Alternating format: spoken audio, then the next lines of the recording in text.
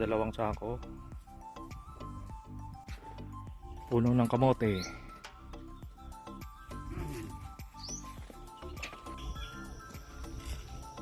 After a month of preparation, ito na, tanim na ng kamote. Action. Proper planting ng kamote. Action, Nico.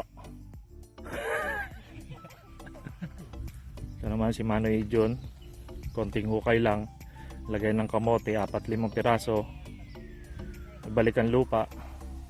Ito naman ang mga madam na nagtatanim.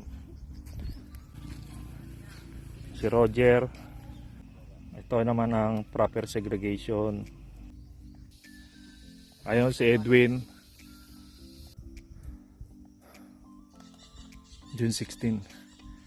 Ito na sa ibabaw. Kamote planting. Ayan namang pula. Ayan yung kamoting galing kay Isyong.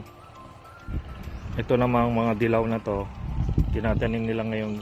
Yan yung galing sa ibaba. Sa yuta na to.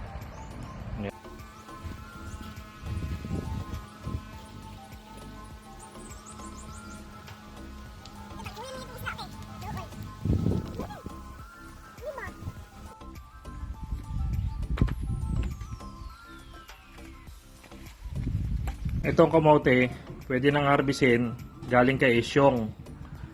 Ito naman yung galing na sa lupa natin, sa payag.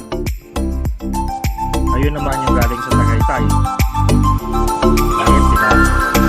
So ito, galing kay Isyong, pwede nang harbisin.